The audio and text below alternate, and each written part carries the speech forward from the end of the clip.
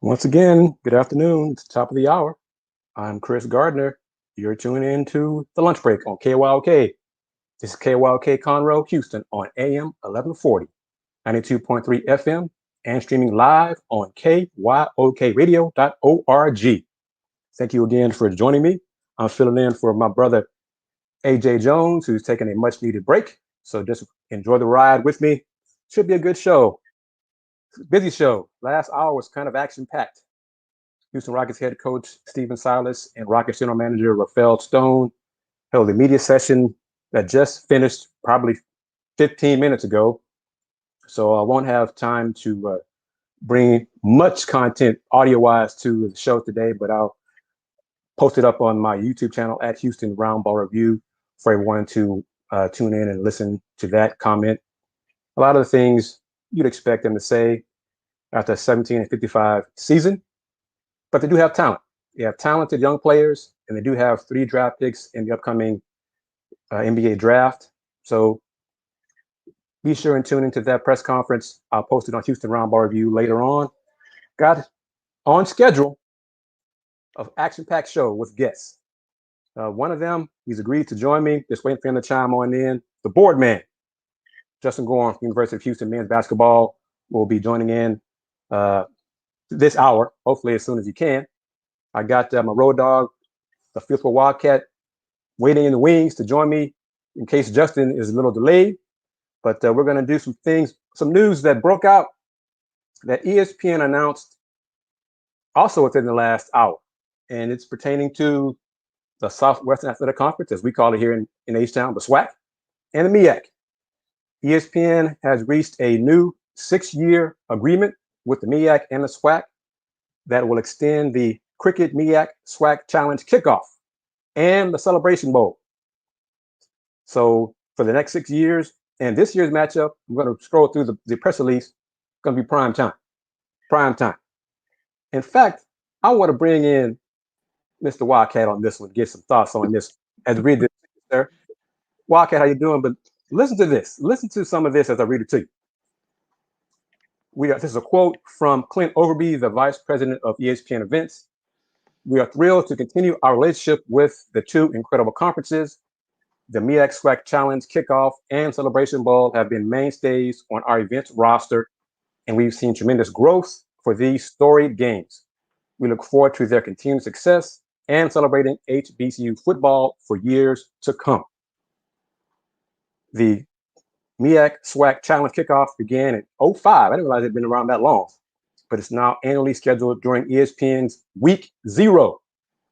Sure, I think we used to call it preseason football. It's now Week 0. So, but this year's matchup on Saturday, August 28th at Central Park Stadium in Atlanta will feature North Carolina Central versus who from the SWAC? Who do you think from the SWAC, Wildcat? Who do you think? I hope it's Prairie View or Texas Southern. No, sir. What? Alcorn State.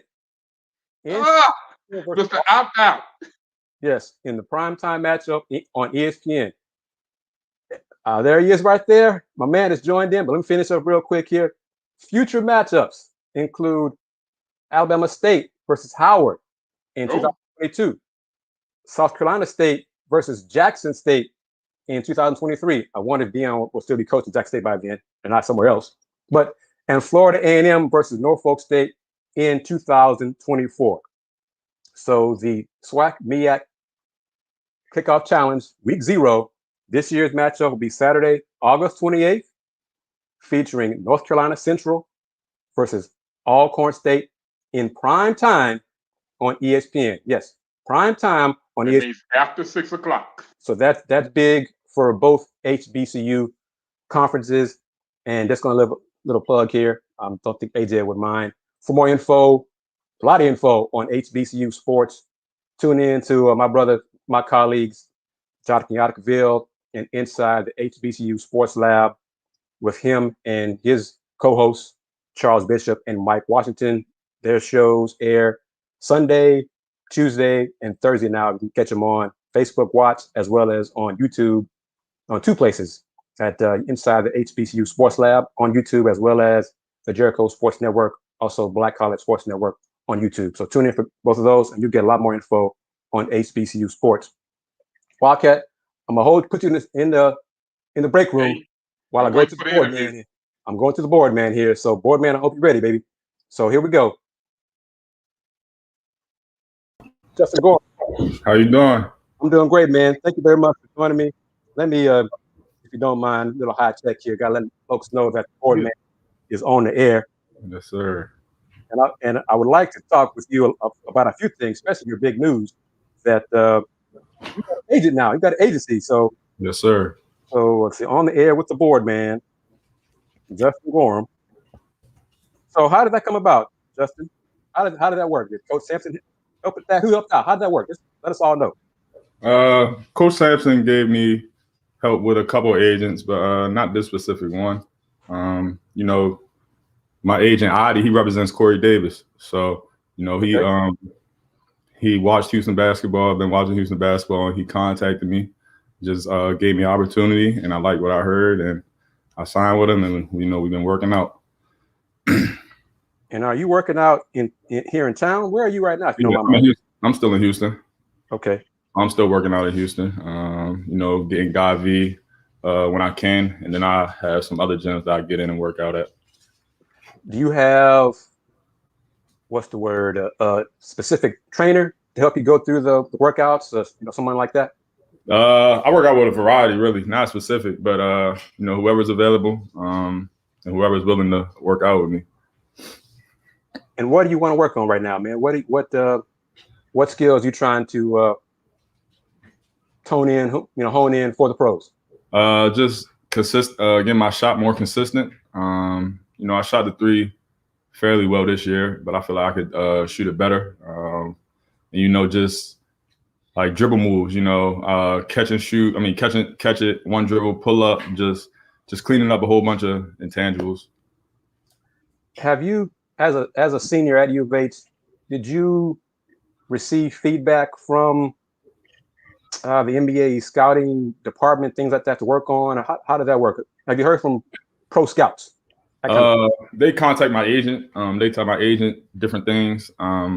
But the feedback I really got, I mean, you know, I rebound really well. I have potential to shoot the three. So, you know, just cleaning up things, just staying in the gym, getting reps up, just being more consistent, really. That's all I'm hearing. Now, what is your plan? What is your plan for pro ball? You know, I've had aspirations since a little kid to play in the NBA. So, you know, that's the main goal. But if I don't get that chance to play in the NBA, I wouldn't mind going overseas, you know, working my way up. But I just want to play professional basketball. Have you spoken to former teammates, Corey, Galen, well, specifically Corey, because he's playing overseas right now? Have you talked with him about life overseas? Yes, I have. You know, they gave me great feedback. You know, it's not easy, but it's not the worst. You know, you playing basketball, doing what you love, and you're getting paid. So, you know, just gotta get adjusted to the languages, food, just daily living, and you'll be good. Where's Corey playing? Oh, I forgot about Rob Gray too. Of course, Rob, Mr. Trophies now. You know, getting buckets and getting trophies. But yes, sir. Corey's in France right now. France, okay. Mm-hmm. Do you have a country? Do you have a preference? Nah, not really. You know, just good league. Not really, not a preference. I'm not gonna tell nobody no if I'm getting paid. So now tell me about your agent specifically, because the agency itself is what connected with Lil Wayne. Is that right? Yeah. Lil Wayne is the founder. But you know, he broke it off to a sports branch, and my agent Adi, that's representing me. You know, great guy. Represents Corey, as I said. You know, just it's not really. I'm not gonna say it's. I mean, Lil Wayne's the founder, but he's not really in the sports side of it. You know what I mean? Okay. So. Okay. Because you know, I'm way older than you, so the young person who told me about that, the only name I recognized was Lil Wayne, so that's why I came at it with you like that. Yeah. So, can you hold on for me with one more minute? I got to play a quick commercial break here. I'll come back to you in about 90 seconds, man. Yes, sir. All right, here with Justin Gorham on the lunch break on KYOK. I'm Kris Gardner. Stay tuned for this break. Hey everyone, it's Michelle Obama, and I wanted to let you know that Barack and I couldn't be more thrilled that we got our COVID-19 vaccine. This is a deadly disease, and we know the vaccine will protect us from getting really sick.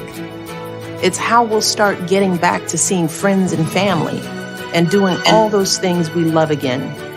So I hope you'll join me, Barack, and millions of others around the country and get your vaccine as soon as it's available to you. It's safe, it's free, and it could save your life or the life of someone you love. To learn more, just go to cdc.gov/coronavirus. I know it's been a long, hard year, but we can beat back this pandemic. With your help, we can do this. Paid for by the U.S. Department of Health and Human Services.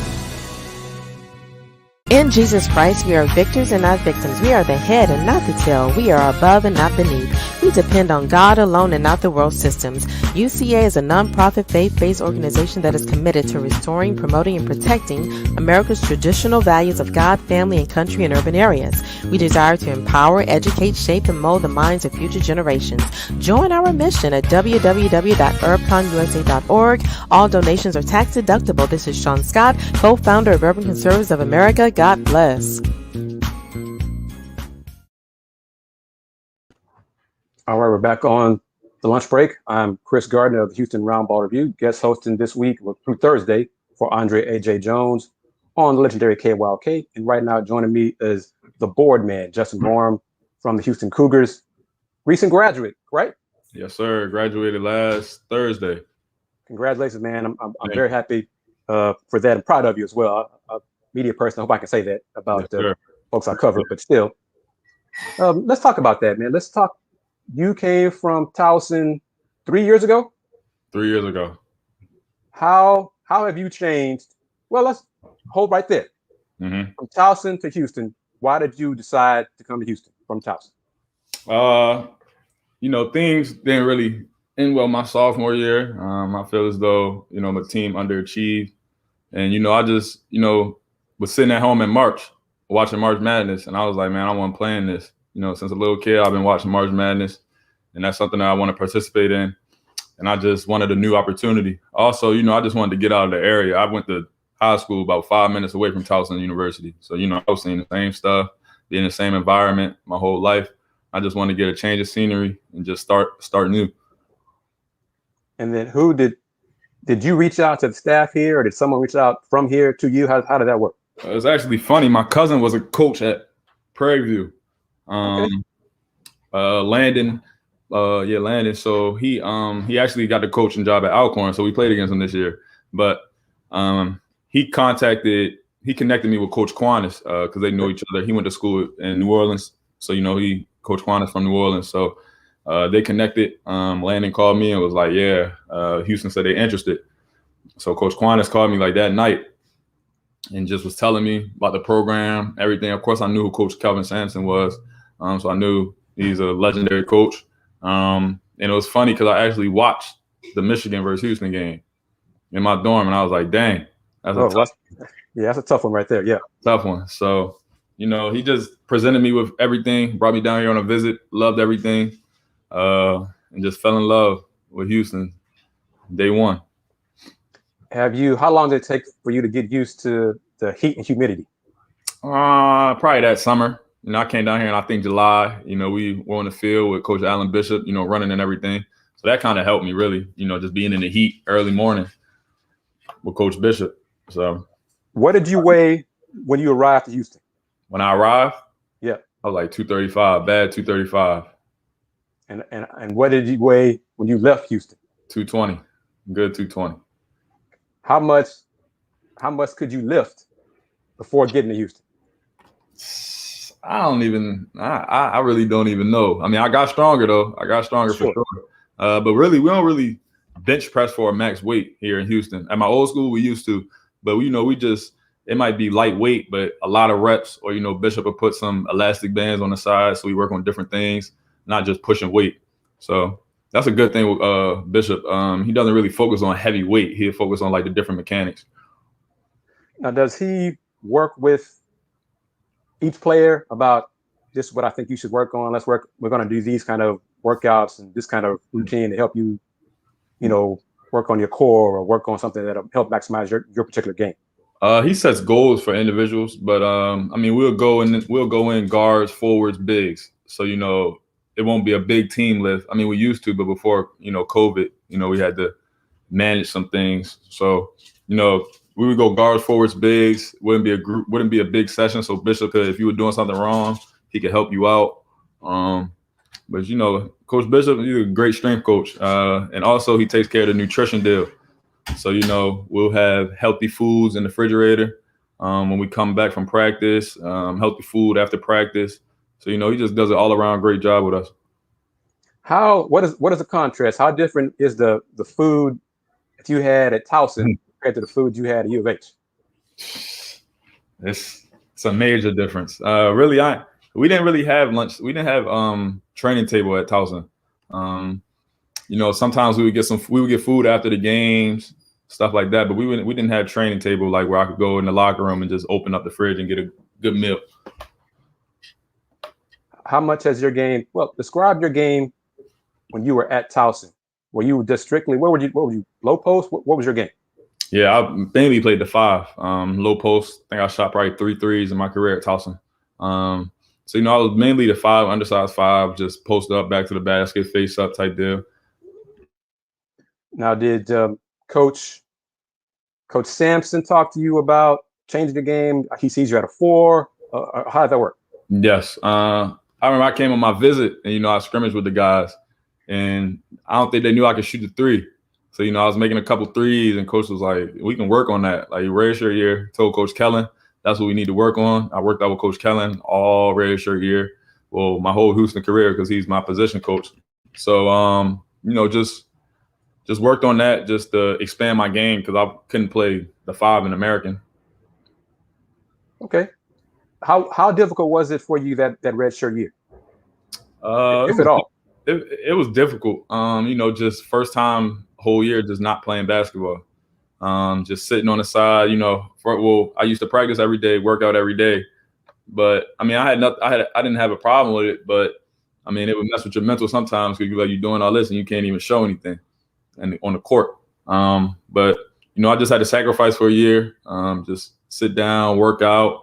And it was the best thing that happened to me personally. Honestly, just sitting out that year and just being in the gym and working out.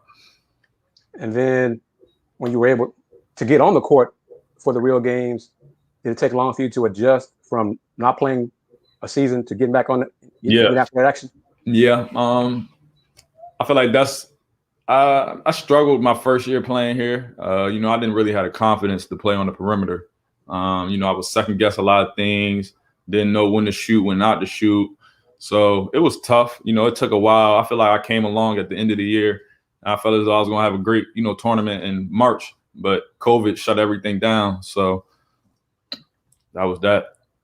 How much did COVID, because I think the team was headed to Fort Worth, and this, when you were told, I guess Coach Sampson told y'all everything's been canceled, what was your initial reaction to that? I didn't believe it. I remember I was asleep and I just opened my eyes and Coach Sampson was in the back of the bus. And normally Coach Sampson doesn't come to the back of the bus. Normally he just, all the players are in the back and the coaching staff and everybody in the front.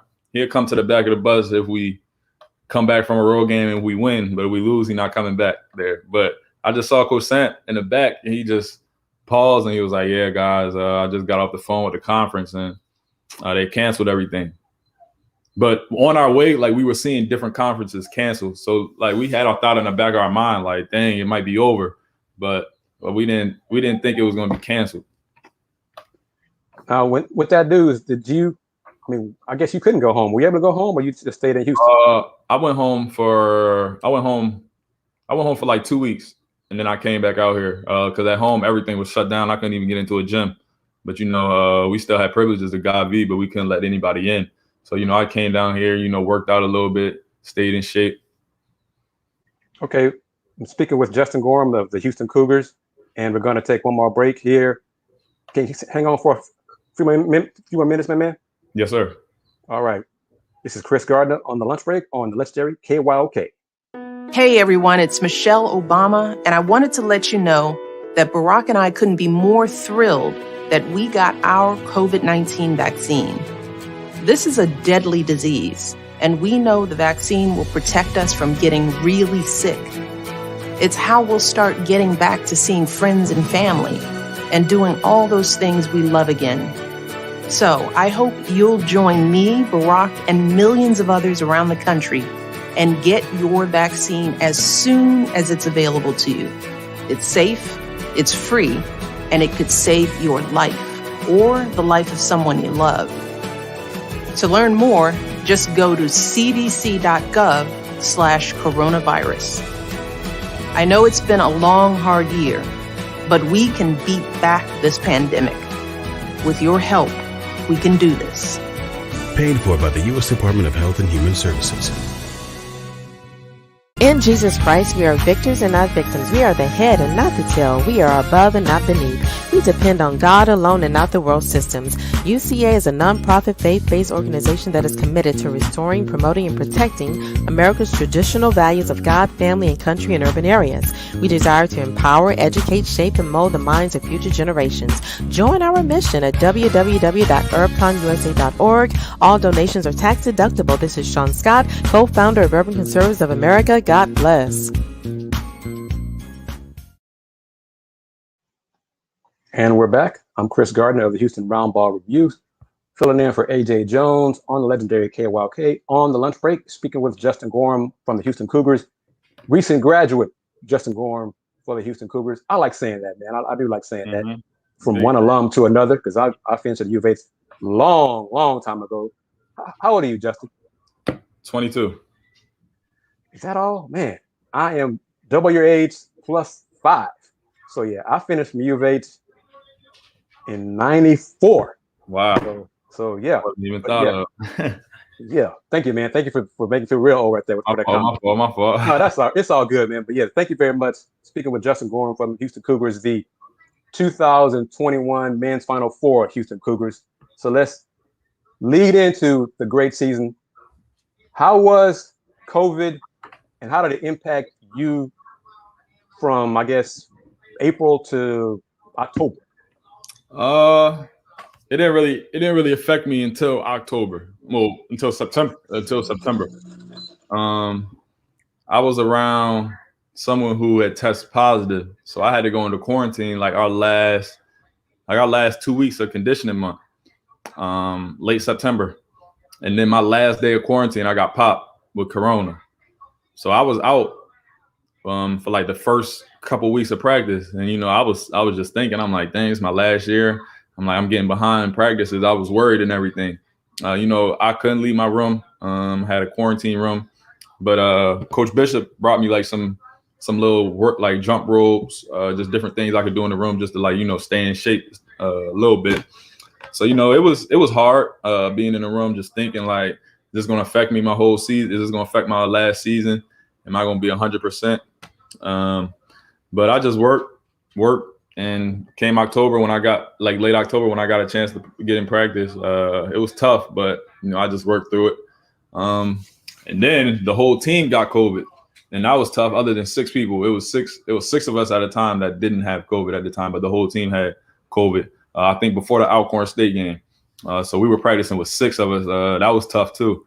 But everybody came back and helped us. But I think we're like during that quarantine when everybody had COVID, like we bonded really well, and I feel like that helped us. We used to do late October when I got FaceTime every day, and it was just good. And then how did it impact you physically? Could you lose your wind, conditioning, your wind? I mean, were you sick? Did you have symptoms? I just lost my taste and smell. I didn't really have any other symptoms other than that. I mean, that was tough, not being able to smell anything, not being able to taste anything. But I'd rather that than fevers every day and things that my teammates had. How long did it take you before your taste and smell came back? I came back like 2 weeks after I came out of quarantine. So you got sick. The whole team gets the Rona.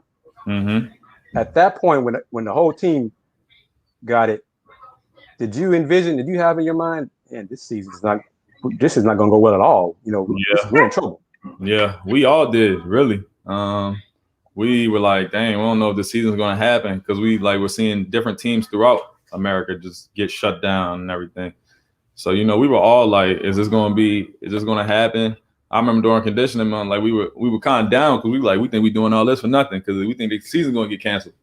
But, thank God it didn't. And thank God we made it as far as we went. And now let's get into the great season. When Fabian tore his ACL and missed, initially we thought for the entire season was out.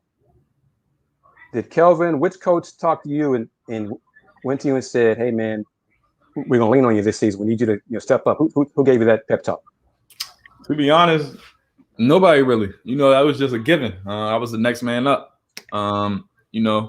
Coaches, they had their confidence in me. They knew what I could do. So nobody really – I was actually with Fabian the day he found out. And, me and Fabian had a talk. But none of the coaches really contacted me that day, probably in all. But, I mean, when we got back to, like, workouts and everything, I had a talk with Coach Kellen. Just, what's at stake. You got to fill the role. And you talk about the next man up mindset. That really seems to be one of the core tenets of U of H men's basketball. So, and the culture, because goodness knows, I think you and every player and Coach Kelvin, every press conference, all of y'all mentioned the word culture. Culture. All of y'all. So how important, when did it click in your head how important culture was to U of H? When I first got down there, just the little things, being at practice started 3, be on the floor at 1:30, get your workout in. Because Coach Sampson gonna be looking down and he's gonna have a note in the back of his head who wasn't working out before practice, and you're gonna have a bad practice if you weren't. So just culture, that just really drove the program. Just different things like if you're not in practice, somebody's doing something, just clap. Shirts tucked in during practice. Just little things like I wasn't used to at my old school. Now, did you learn that from the seniors, upperclassmen, or you just noticed it and this is how it is? I just noticed how it is, but definitely my first senior class here was Galen, Corey, and Breon. So, definitely, Galen was the vocal leader. Corey brought the energy every day. Breon was just an everyday guy. So, just learn from them, and it helped us. How would you describe the infamous bubble drill? Legendary, man. It gets the job done. It's tough though when you win it though, for sure. You don't get a rebound, you running all day. So the goal is to get 3 rebounds, the quickest to get 3 rebounds, and you just gotta sell out and just go get it because it's a miss and you're going against 2 other people. Well, that's war drill, but sometimes it'll be 5-on-5 bubble. So you got 10 people crashing to get the ball. So that when it translates to a game, it's like cakewalk because I doubt other teams really do that. That was going to be my next question. Did y'all do something like that at Towson? We might have put the bubble in the rim like in preseason, but we do it all year round at UH. So was that different for you to adjust to that? Yeah. And it wasn't really competitive at Towson. Like they just put the bubble in the rim, and it was just like it's going to be a miss, so you got to get a rebound. But Coach Sampson makes it competitive, lose or run, so nobody wants to run. So you better get them rebounds. Is that what helped you become such a great rebounder this season specifically? Yes. Bubble definitely helped. And, just buying in, that was one thing that helped me stay on the floor if I got a lot of minutes my junior year. Just go get rebounds, go get tips, go get a hand on the ball, be active, be the kamikaze guy. So, I just wanted to take it to a next step. I had a lot of tips. My junior year, but I wanted to convert those into rebounds my senior year. And Coach Sampson has mentioned to media that the staff tracks tips. Yep. Tracks tips.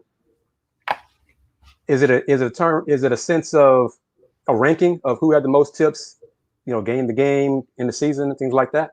Not really. I mean, coach will call it out if you got like a wild number of tips. We print out hustle stats the day after film, like the day after the game film.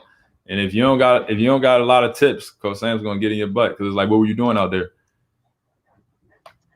Who is there an NBA player or a rebounder that you kind of pattern your rebounding skills after? I like how Dennis Rodman, watching the Netflix, the Michael Jordan documentary this past summer. I kind of fell in love with Dennis Rodman. So I just, tried see that right there shows you how young you are and how old I am. Because I was going to compare you to Dennis Rodman, but I wasn't sure you would know who I was talking about. So I know who Dennis Rodman is for sure. Dennis Rodman. That's really him. And what is it about him that you really liked about his rebounding? Just how he goes and gets the ball every time. Just doesn't take a possession off, just always playing hard, just attacking the ball with passion and aggression. Now let's talk about your teammates this year. Were there, at what point, because you talked about in December, everybody had COVID. Mm-hmm. At what point did you kind of get a sense when the team got healthy again that this squad could be good and go far in the tournament? I say after the Tulsa loss SMU game, we had a lot of stuff going on. We lost. That was our first loss, and we also lost Caleb Mills, preseason player of the year. So everybody was probably counting us out like Houston done. But we came back, just had a great game at SMU. We were actually down at half. I remember that halftime talk. I think we were down like 6, and then we just turned up in the second half, and I'm like, we got a chance. Did you get a sense that could anybody know that Caleb was thinking about transferring? Was it a surprise? It was a surprise. I mean, Caleb hit the game winning shot at Tulsa. And then they came down and we got the foul call. But I mean, nobody really knew. We just came in practice the next day.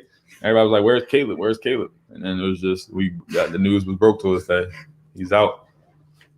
And you're right. I remember seeing in social media, Twitter, and news, national news, Caleb Mills has transferred. The Houston Cougars are in trouble. They're this big hit, especially fans of other teams in the conference. And I was just like, y'all gonna see. Y'all gonna see who's on the squad. So tell me about Cam Tyson.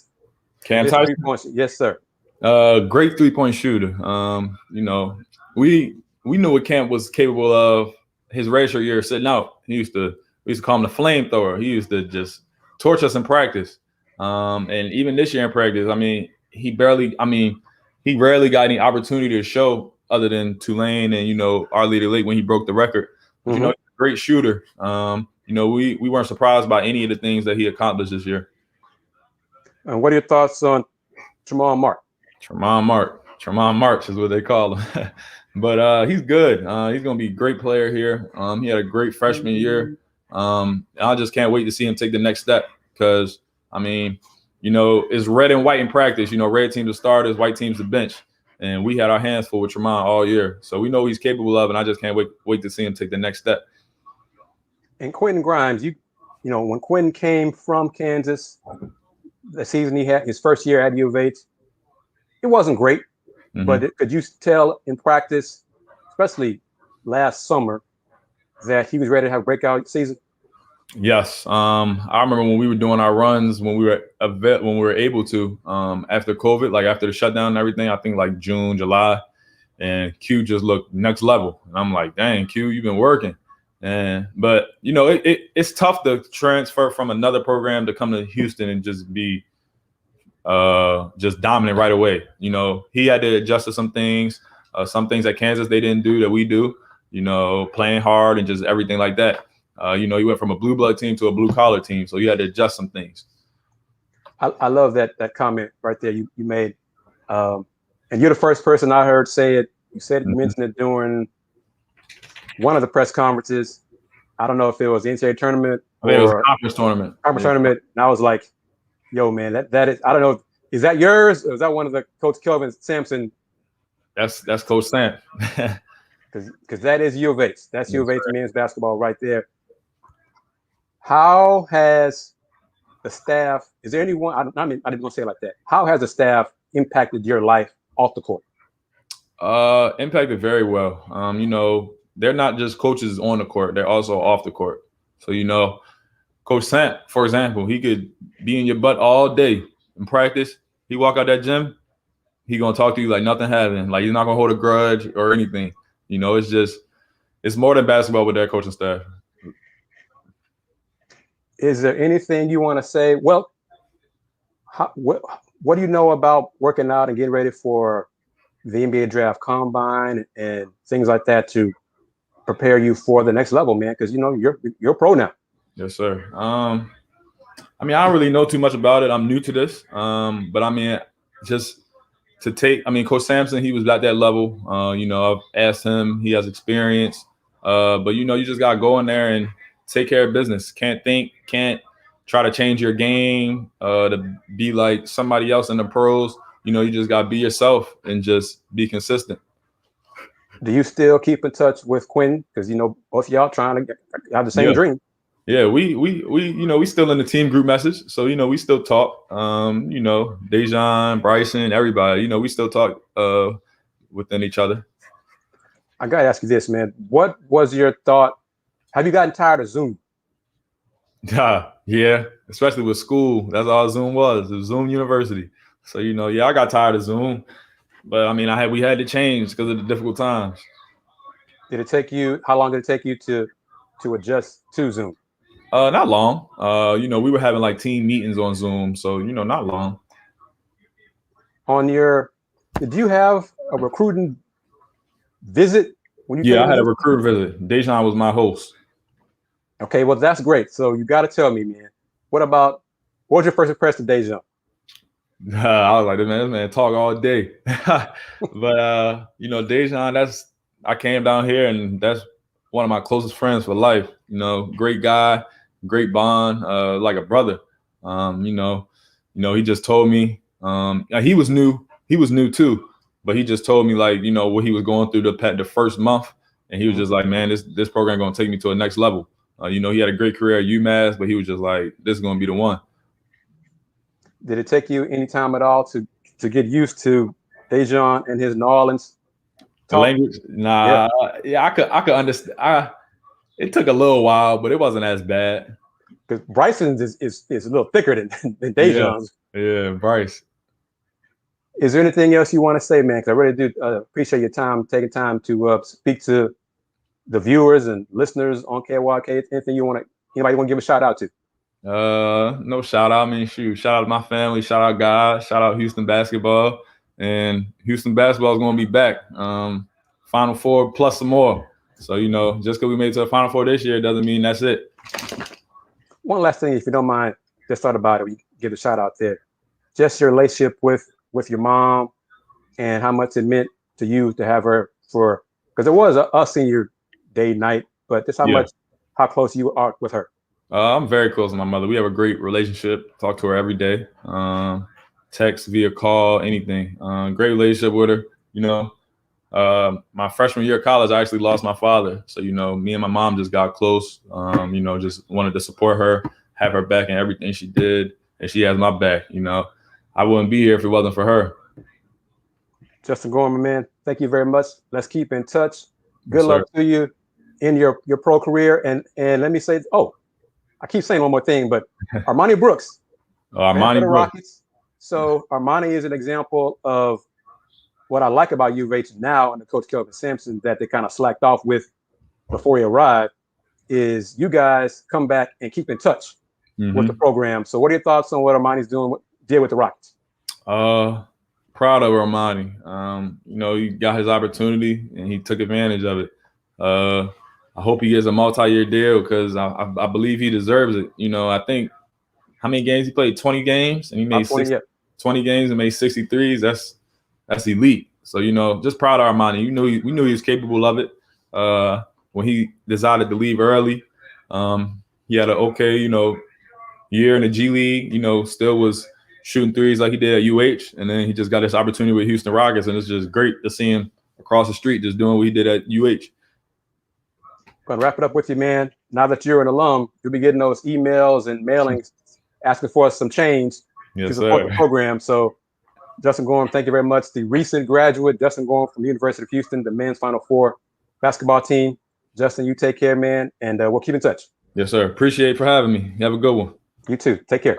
Yes, sir. This is Kris Gardner of the Houston Roundball Review. That was Justin Gorham.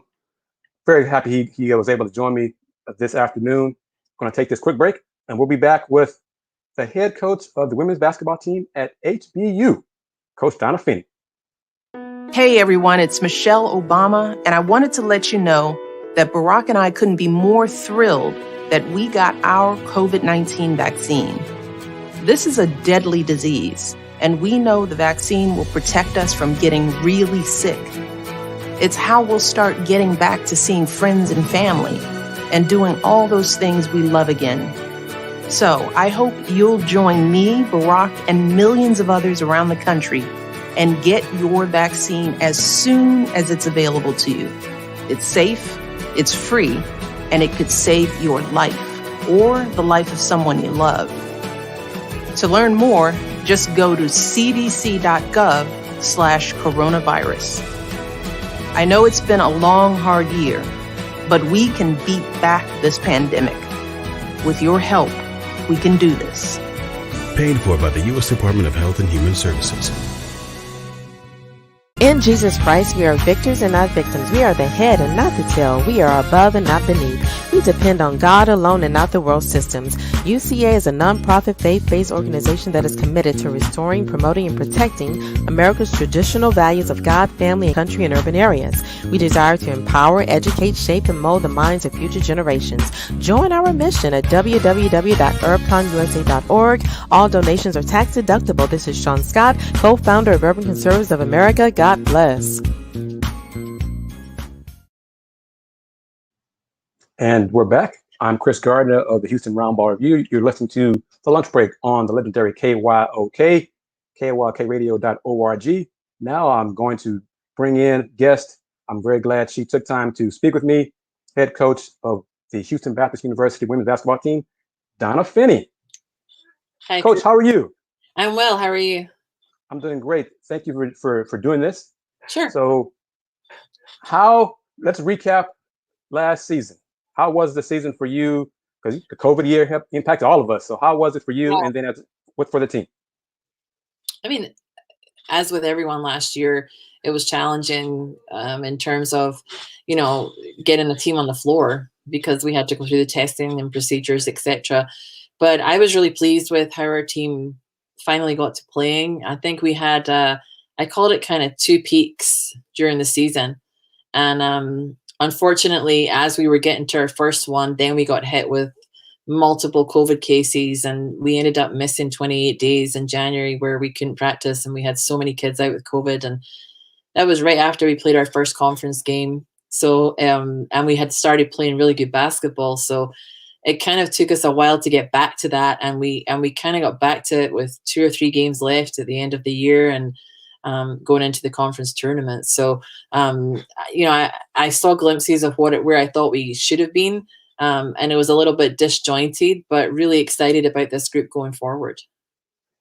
How did you recruit players last year?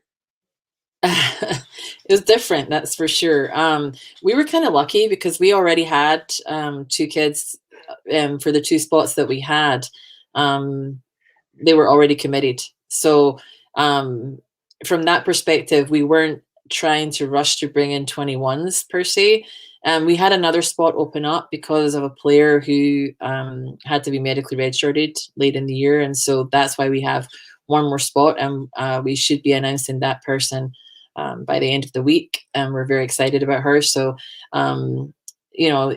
it was hard though, because it's not been a typical year and trying to recruit online is very different than in person. And I heard you ask Justin if he was tired of Zoom, etc. And I think at this point coaches are as well, because being in person is a lot. You just get a better feel for people when you're sitting face to face in a room with them than on a computer screen. And I think everybody's ready to go back to what we class as normal and in person as quickly as we can. And you recruit internationally. So with the time change, how was that for you to Zoom call with some of those players? Well, from a recruiting standpoint, it's hard, but from our own team, it's difficult. I mean, we just had that conversation as a staff about 30 minutes ago, because right now we have players in, 5 different countries, and trying to get a time where we can get all of the team on a Zoom call is really challenging, because we've got girls in different parts of Australia also. So we have now 4 Australians, because 2 of our signees are from Australia. And then we've got kids in Europe, and we've got kids here, and different time zones in the US now. So it's difficult, but technology makes that a little bit easier. So we're making it work. And from a recruiting standpoint, it was challenging. I mean, I had lots of days where I was up before 5 a.m. to make calls, over to Australia, but that's what you got to do. Did you have to take a crash course on how to use Zoom, or did you already have like a idea of how it worked? Yeah, thankfully already knew how it worked, because it kind of got thrown on everybody at that point, right? It was like, this is how you're going to operate, or else you're not going to operate. And so it was tough. I mean, I felt like from a staffing perspective, it was hard, because when we initially got shut down, our staff, a couple of them were on spring break, and they'd gone, home, etc., for a week or so, and then they couldn't get back immediately. And so even we were having to operate remotely. And, it's just, from my perspective, I didn't like that. I felt like we needed to be in the office and, in person, because again, I feel like you can get a lot more done when you're together in the office. But yeah, I mean, we've made it work, and I'm happy that, pretty much all of our team have been vaccinated now, and we're starting to move forward, and hopefully we'll have a bit more of a normalish fall. Will coaches can return to the road for recruiting in July? Yeah. Are you looking forward to that? I am. We're actually planning on doing an official visit in June, because we're allowed to do visits then. So we're planning on having one in June. That'll be wild, because we haven't had one in such a long time. It's crazy. So we'll have that, and then we'll be on the road in July, and we've already planned out where we're going for those July events. And I think it's just, exciting to get back out and see people in person. We've got, from our standpoint, we're looking at a lot younger kids, because a lot of our players have decided they want to use their extra year of eligibility and stay here. So we're looking at, much younger players. And so for us to get out in the gyms and see those kids this summer is going to be really important. Let's see, being at a school with a smaller budget, do you have to focus on where you want to go, like how many tournaments you can attend and things like that? Yeah, and I think, we have to look at geographically where we recruit from as well. And so obviously the majority of our team is either from Texas or international. And so for us, it's important that we're visible at the Texas events this summer, because that's typically where we get most of our, recruiting done here. Internationally, we're probably not going to be able to go to any this summer, because there's still a lot of COVID restrictions, and I haven't been home in 2 years because there's still so many restrictions for me to get home and visit my family. So for recruiting purposes, it's still really tough. So, I think we will typically be at those Texas events. And I think we're planning on doing New Orleans in addition to that, because we've got a lot of Texas kids that will be at that event. So we just got to make sure that, we see all the players that we need to see this summer, but focus on our own team as well. I think you've got to get that balance of, making sure you're out recruiting, but don't forget about the ones that are at home as well, the ones that are already here. Will there be an event here in Houston this year? I don't think so. I'm not sure. I haven't seen one yet. Okay, now that leads me into, Coach, why is that? What's holding City back? Well, I will say, and I have to be careful because I'm not allowed to name names, I don't think. But don't get in trouble. I don't want to get you in trouble. There was an event in Houston, last year before COVID, I think, or around about that time, at the George R. Brown, and it was a big event and it's successful. And I think the plan is that there will be others. There's a smaller facility in North Houston that, has been used for a couple of events. And I think the George R is a great facility, for larger events. And I know that there is the will from a couple of the AAU groups within Houston to make that happen regularly. So, hopefully that will become a regular event. A lot of these events haven't been certified yet for the summer, so I'm not sure if that one is actually on the list. I haven't checked in the last week or so. Because right now, correct me if I'm wrong, many of the events take place in Dallas and other Texas cities. Yeah. Would you like to see more events here in H-Town? Of course. I mean, it would be great for us from a recruiting standpoint, and I think, we typically like, recruits to be able to come on our campus. And when, they're able to do that of their own volition without us necessarily being there, if there's an event in Houston, they're more than welcome to drive on campus and have a look around. And, when we don't have as many of those big events, it makes it tough to kind of make that sale. So of course we want people to come to the city with these events as often as they can. So we would definitely like to see more of those happening. I'm not sure I've ever asked you this question. Are you big into analytics?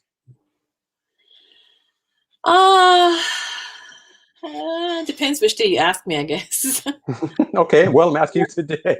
What is your answer today?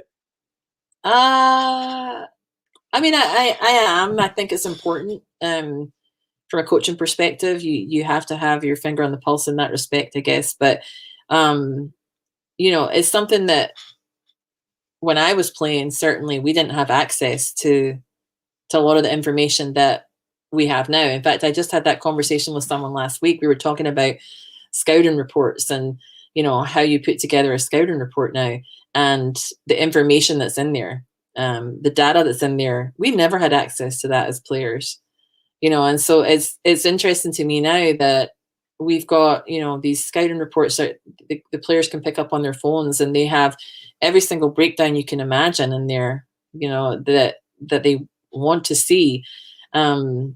But I guess the reason I said yes and no is I think it's important making sure you get the right balance of the amount of information you give to the players, because it can sometimes be too much.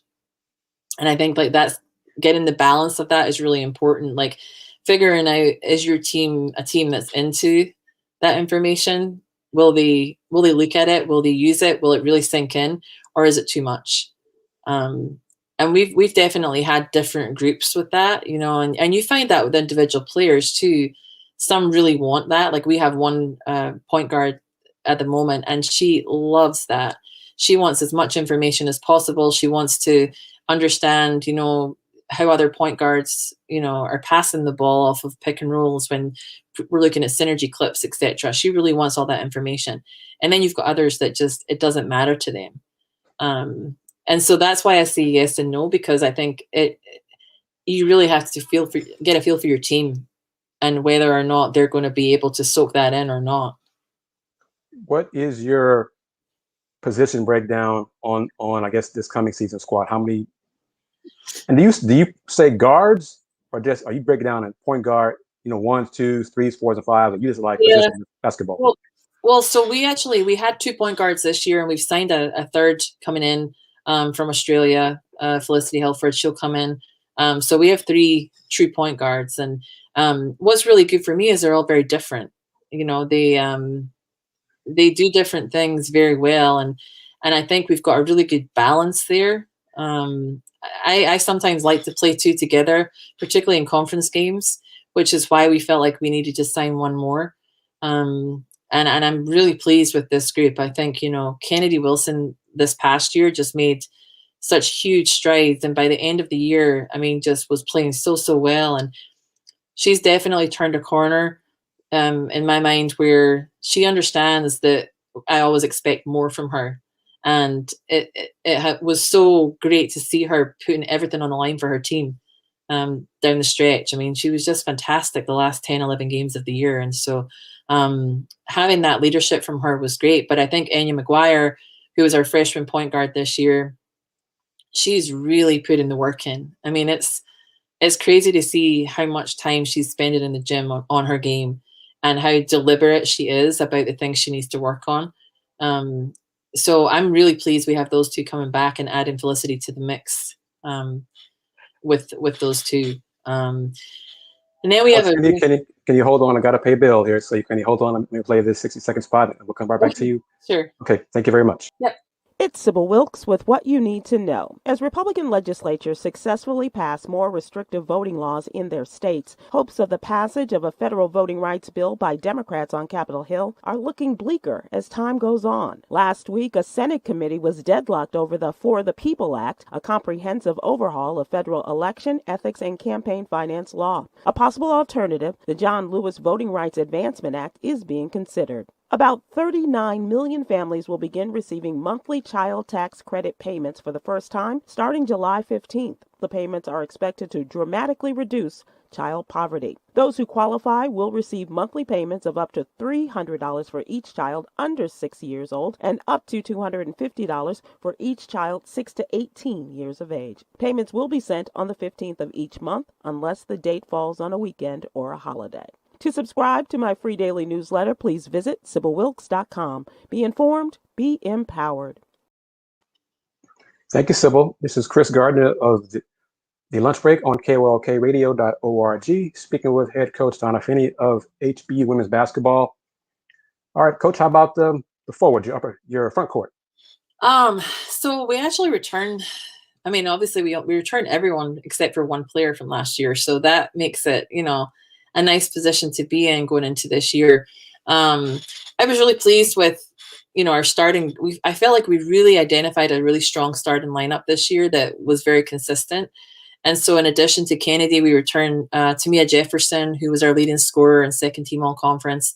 And then Julia Vujakovic on the wing, who again ended up having some really, really nice games towards the end of the year and started contributing both ends of the floor. She had been our defensive stopper, but started to score in double figures consistently down the stretch and had a really good conference tournament. So that was positive for us. And then Dee Collins, we moved her to the 4 a little bit more. Second half of the year was having, double doubles pretty much every game down the stretch again. So I'm pleased with that she'll be coming back. And then Abby Sutherland and Marilyn Nuzoyu shared that 5 spot, and both, really improved this year. Abby unfortunately missed a lot of games because of COVID and then a COVID problem, and so she didn't play as many games as we would have liked. But we're excited to get all of them back, obviously, because they played significant minutes. And then we returned some other guards that I'm very excited about. I think Anna McGuire showed us in the last few games the great shooter that we knew she was, and so we're excited that she's going to be able to come back in. Annabelle Dearborn came in for us at the break, so she only arrived here at the end of December, practiced twice or 2 or 3 times, was then quarantined because of contact tracing, came back for 1 week, and then she herself got COVID and was out for almost 3 weeks. And her first game for us, she came on and scored 10 points and, very quickly for us. And so we know that she can really score. And so with a full preseason and understanding her game, we're excited to get her back in the fold. And then Armani Reed was a freshman for us that we are really excited about. Very athletic, really good in transition, and very good in the passing lanes defensively. So we know that we're probably going to get a lot more from her this year. And then we've signed... we kind of joke about this because we're not really sure where she'll play because she's so versatile. But Amy Cotton is a girl that we've signed from Australia who just finished at the under-20 Australian Championships and led her team in scoring and rebounding. The South Australia team was in the Australian national U19 squad as well. And very versatile 6-footer, can play inside and out, and really tough. Like, we're really excited about her toughness and how she rebounds the ball and that she can score in all 3 ways.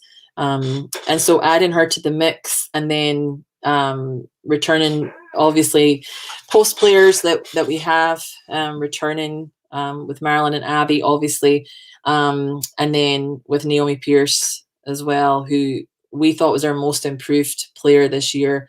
Really took great strides in at 6'2", gave us extra length in the paint. So just really excited about the group we've got coming back. I mean, I think this is probably without doubt the strongest group I've had, and in terms of their work ethic as well. They all really put the time in. They're gym rats. They're in there all the time, and just a really, really positive group to work with. It's the top of the hour, and this is KYOK Conroe, Houston on AM 1140, 92.3 FM, and streaming live on KYOKradio.org. I'm Kris Gardner of the Houston Roundball Review. You are tuned in to the lunch break on the legendary KYOK. I'm speaking with head coach Donna Finnie of HBU, Houston Baptist University Huskies women's basketball team. Coach, if you don't mind, I have to ask you about the Southland Conference now. Okay. The new look Southland Conference. What are your thoughts? Who's in it now? Who's still in it? Because I'm not even sure I know. So, it was a big shock for us all because we knew we'd heard some rumblings, but we didn't really know that things were going to change as much as they did. And so, really now, ourselves, obviously, Incarnate Word, Texas A&M Corpus, we've got New Orleans still in there, Southeastern Louisiana, Nichols, Northwestern State, and I'm missing someone. There's 8 teams, and I've totally blanked on the 8th. But so we lost 5 teams from the league, and so it has changed significantly. And for us, it's an opportunity this year. You've got 8 teams in the league. We return most players. Our goal is obviously not just to make the conference tournament, it's to challenge in those top 2 spots and see if we can make the NCAA tournament. And that's definitely been the talk in our locker room and the mentality of our players now. And, we understand there's probably going to be teams added to the conference, and that's no secret. But, who those are, we don't know. And it's being kept very hush-hush, so we're not really sure who those teams are, but we're expecting at least 2, potentially more teams will be added the year after next. Okay, that was one of my questions. Yeah. When would that take place? So this coming season, 21-22, there are 8 teams in Correct. the conference. How many conference games will there be? Has that been determined? Yeah, so it's going to be a little bit of a different format this year. So we'll play everybody in the conference twice. So that'll be 14 games. But in addition to that, we're also going to have a tournament in Katy in January on the men's and the women's side, where we'll play 3 games against conference opponents that will not count towards our conference total. So it's a little bit different, but it gives us those additional 3 games in January that we don't have to go looking for non-conference games, and also gets all the teams out to Katy to play on the floor there, and gives everybody an early look at each other before we go into true conference play. So that's a different look for this year. And obviously with only the 8 teams and the 14 games, that's the reason that they're having this preseason tournament. So that'll be 3 plus 14, that's 17. So how many other non-conference games do you still need to put on the schedule? We have our schedule pretty set, actually. We're just finalizing one contract that we've had to go back and forth on a couple of times, but we're set with games. So Taylor Stalley on our staff's done a really good job of getting that done. And we're pretty much set with, I think it's 11 or 12 games that we've got on that non-conference schedule. So you're looking at less than 30 games total, maybe 28, 29, something like that? Yeah. Mm-hmm. Are you allowed to mention any of those non-conference teams without getting me and you in trouble? Yeah, I mean, I know that we go to New Mexico. We're opening at TCU this year, and then we'll be at Baylor after Christmas. So you're still going to play Baylor. Okay, yeah. Coach, you didn't name Coach. I don't believe you said any local teams, Coach. What are your thoughts? Because I don't want to get you. I'm going to discuss this later on with Jerry Lee Woodley, the Wildcat, in a few minutes. But what are your thoughts on a city tournament? Because I've been trying to beat this drum for years on the men's side, but what about it on the women's side too? Yeah, I mean, I would be all for it, Kris, because from our perspective, it would make total sense. I think, The issue that obviously we have is financially, like we've got to make sure that, we pad our schedule a little bit so that we can make sure we have a couple of money games in there. And so that's always been, an issue in terms of planning our schedule out. I know that, we have had Rice on our schedule. We played U of H previously as well, and TSU and PB. We've had everybody, kind of sporadically in our schedule, but it would make sense if we were able to do that. Again, it's where that is and how we pull that together. But we would definitely be interested in that for sure. From another team's perspective, what has been the reasoning for not having it? I think just getting everybody in the same room, that's been a big challenge. And I mean, everybody has different reasons they have to schedule a certain way as well. Some people have to make money, others don't. Some people want all home games, others are willing to travel. I mean, there's different, for everybody. We all have our own ways and our own reasons, and that's why it's just been hard to get that done. But I certainly think that I reached out to Coach Edmonds last week and trying to make sure that I got to know her, and I think the relationships are there. It's just pulling everybody together. How would you describe your coaching style, your coaching philosophy? Yeah, I think I had this conversation just yesterday. I think it's changed a lot over the past 5 or 6 years. I feel like I've not been able to kind of be as tough as I necessarily was even 5-6 years ago. And again, just adjusting to our players and their mentality. But I'm big on team ball, and I'm big on everybody being involved. We want to push the ball in transition, and that's something that I thought we did a really good job of this year, led by Kennedy Wilson, pushing the tempo. But one of the things that I say every single day in practice is that we must have 5 people looking to score in our offense. And I talk a lot about being a threat off the ball. And so offensively, we talk a lot about off-ball movement.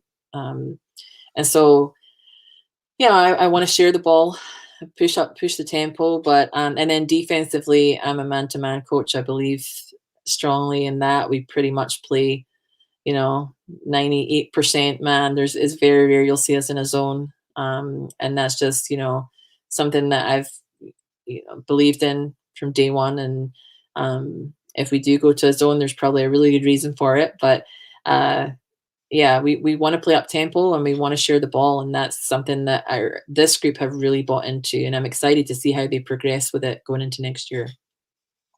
What is since you mentioned you're only losing one player from last year's roster, what is the class breakdown on this coming season's team? So it's kind of weird, right? Because obviously, well, everybody's coming up getting the year back. So yeah. Yeah, exactly. So like some of them have already said they want to use their extra year, which makes it really different. So technically, we only have one senior on the team this year, and that's Anna McGuire. Marilyn and Julia, who should be seniors, are using their extra year, so they're going to be juniors. So we'll have 2 juniors, and the rest will be freshmen and sophomore. So is a young team again, and that's why earlier on I talked about recruiting wise how we don't have many scholarships until down the line, because a lot of these girls have already said they're going to stay here and play another year. Marilyn, for example, graduated with her undergrad in 3 years on Saturday, and then she starts her master's classes in the fall. And so because she's using her extra year, she'll have 2 years to finish her master's. So, this group are so focused on academics that they're planning out everything to a T, as you can imagine. And this extra year has really given them the opportunity, to play an extra year of ball, but also to get what the best they can academically before they leave here. One last thing before I let you go, Coach Donna Finnie, HBU women's basketball. What is your recruiting pitch to, if someone's tuning in, watching this conversation, why should they come to HBU? Well, I think, the 2 things that we really talk about and we really highlight early on are academics and location. I think, our academic success speaks for itself from a team perspective, but also from a school perspective. And, you know, I'm always very proud of how our players do academically year in, year out. We never seem to falter from that. And the school obviously has a great academic reputation, but also location. I mean, it's easy to sell Houston. There's so much to do here. It's a great city to live in. And I think, you know, the girl that we're signing later this week, one of the things that drew her to our campus particularly was its diversity. And I think you can say that about Houston as a whole also, the diversity in the city. And I think, you know, those are the two things that we really talk about. And this group sells itself. I mean, it's been hard this year because we haven't been able to bring recruits on campus to meet these girls. But when you're a recruit and you come meet our players and you see the environment they're in, the environment in our locker room, that sells itself. And so, you know, I'm very proud of who they are and who they want to be when they leave here and the plans that they have. So feel very lucky to have this group and be able to be at a place like HBU. Coach Donna Finnie, thank you very much for your time.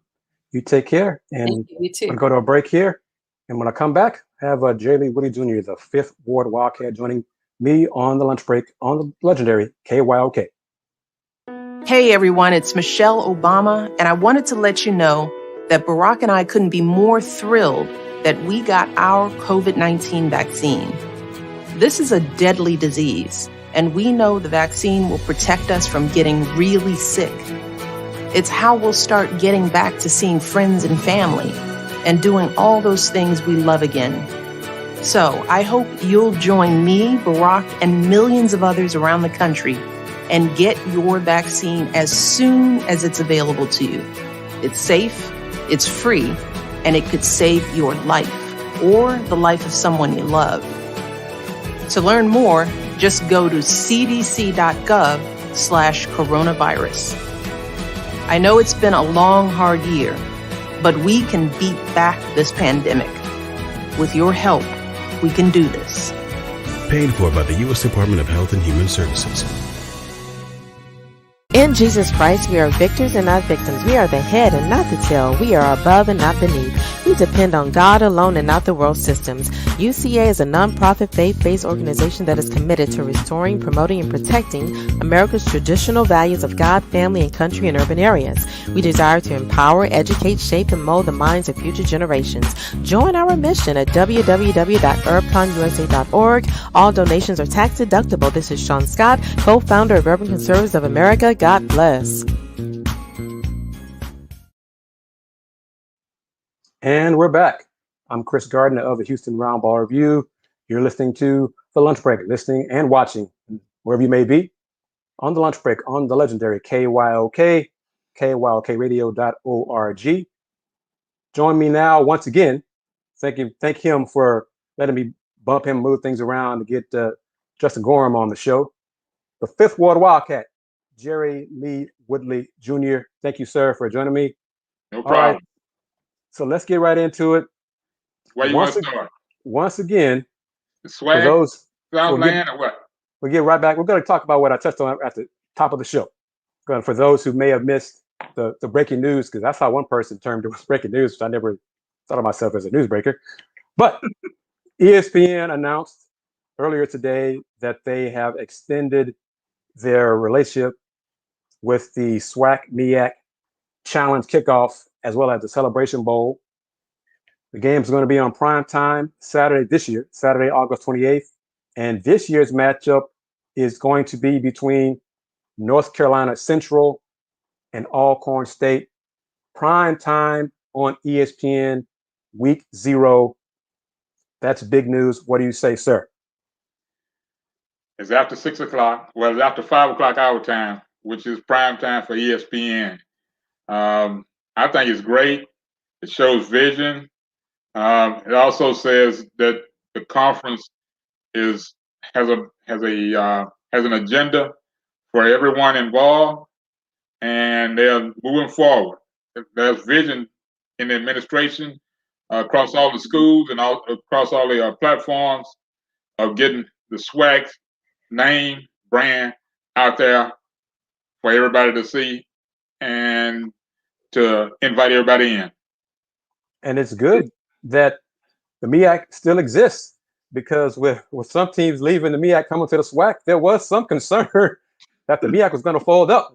A few other teams have left the MEAC as well. But let me read a few quotes from MEAC Commissioner Dr. Dennis Thomas, and then follow that up by our guy, SWAC Commissioner Dr. Charles McClellan. First up, Dr. Dennis Thomas. Quote, "We are elated to extend our agreement with the MEAC SWAC Challenge Kickoff and the Celebration Bowl. These are events which showcase the rich tradition of football and the pageantry that surrounds the MEAC and the SWAC. Also, these nationally televised games are tremendous opportunities for recruiting talented students to our institutions. ESPN Events renewing its investment shows ESPN's commitment to the MEAC and the SWAC on a national scale and platform. The national publicity enhances our brand and exposure and showcases our institutions, student athletes, and coaches to the world," end quote. Dr. McClellan's quote, "The Southwestern Athletic Conference is extremely excited to extend our agreement with ESPN Events for the MEAC SWAC Challenge Kickoff and the Cricket Celebration Bowl. This relationship provides an extremely unique opportunity for us to showcase our membership and the outstanding student athletes and programs from within our conference. ESPN Events has been a valued teammate over the course of this sponsorship agreement, and we look forward to continuing to bring our exciting brand of football into the homes of millions in the coming months and years," end quote. One more thing, part of this, and this is for you, the listeners, and anybody who did not know. Part of this agreement, ESPN's First Take Live will be live from Center Park Stadium on Friday, August 27th, the first road show of the 2021 season. So they'll be doing this in the ATL day before the challenge kickoff. That's big. First Take Sunday will feature Stephen A. Smith, Max Kellerman, and host Molly Kieran Rose. They'll be live during the show. What about that? So what do you think about that? That is huge.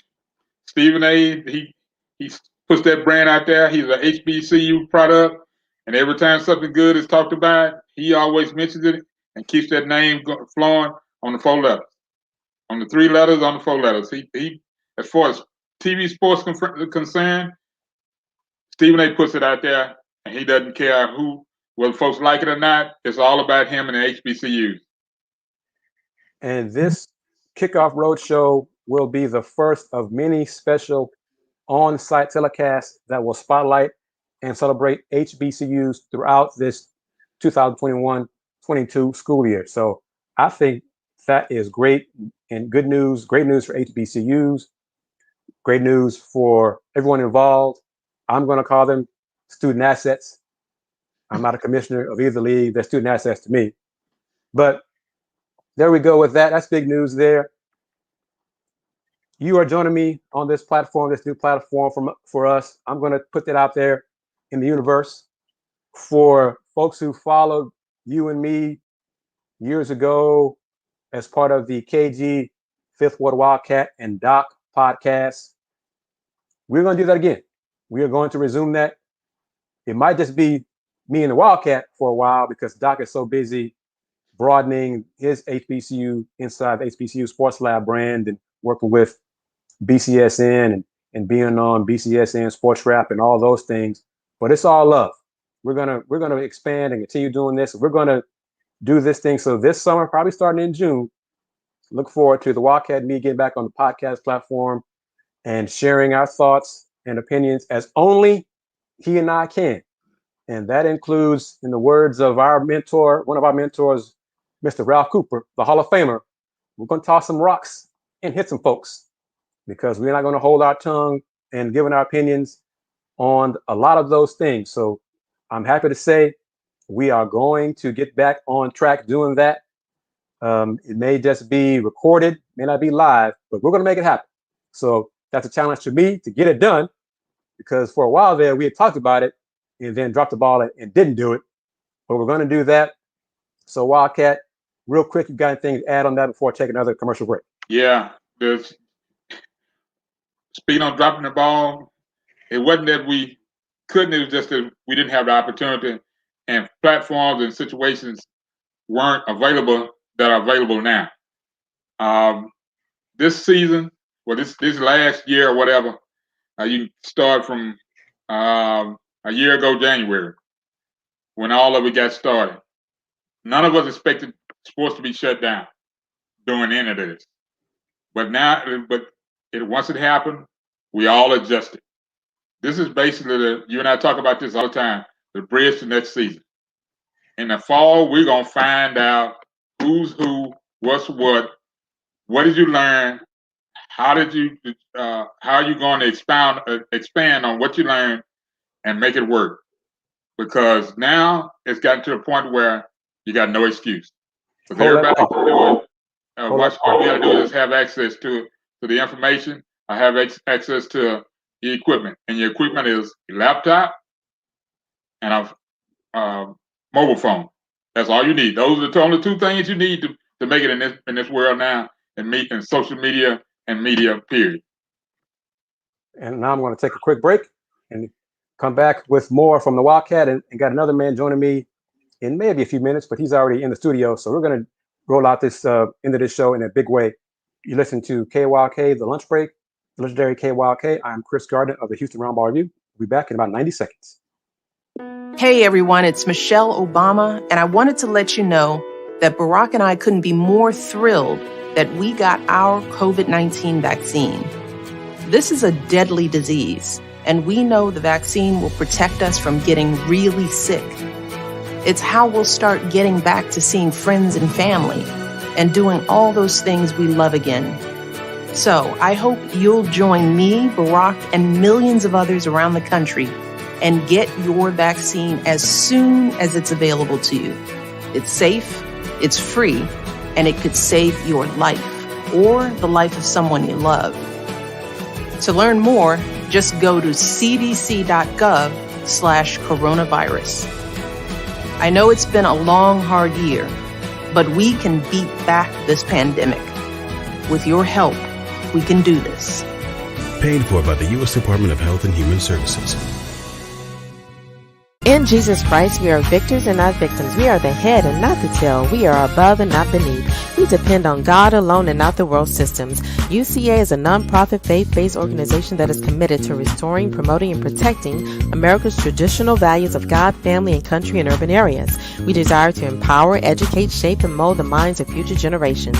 Join our mission at www.urbconusa.org. All donations are tax deductible. This is Sean Scott, co-founder of Urban Conservatives of America. God bless. And I'm back, and you're back with me, hopefully. I'm Kris Gardner of the Houston Roundball Review on the lunch break on the legendary KYOK. With me now is Jerry Lee Whitley Jr., a.k.a. the Fifth Ward Wildcat. And soon joining me, I'm going to ask Jerry to step aside for a few minutes because I want to have another young man join. But Wildcat, you touched on it minutes before the break. The technology exists. The technology is there for people to get their brand out there, to promote themselves. There's no excuse. Would you agree with that? Yay or nay? True. And you just mentioned, and talking to Coach Finnie about, what's available to them on campus as far as HBU getting that brand out. None of these schools, especially the HBCUs, have an excuse, and I won't accept it anymore, that you can't get your brand out. All you need is, just as I said, access to a computer or a laptop or your phone, and you can make it happen. And you and I both know that there are conferences that actually use Facebook and Twitter and YouTube as a way of getting their games and all seen by a multitude of people on all platforms. How long did it take you to get used to Zoom? Took a while. It took a while. There's a lot of trial and error. And that's the other thing. This was the season to do trial and error. Figure it out week to week, start from scratch. And as they say, YouTube has access and instructions to do everything. It's a way to get it done. What are your thoughts on the little general KYOK going to LSU? You know, when I first heard about it, it didn't make sense. Now that I've done some background checking, some research, it's all starting to fall into place. But it's some things and all that's involved with the transaction and the transition that I can't publicly talk about because I don't have real information in front of me as far as what's been posted and what I've been told. Fair enough. And perhaps you will be able to share that on one of our podcasts. At some point. At some point. So that's known in the business. I wait for at least 2 Easter eggs to drop. At least 2. That sounds good, sir. Okay. Tell folks who you are. How can folks find you and what you do? Because you've been in this game longer than me.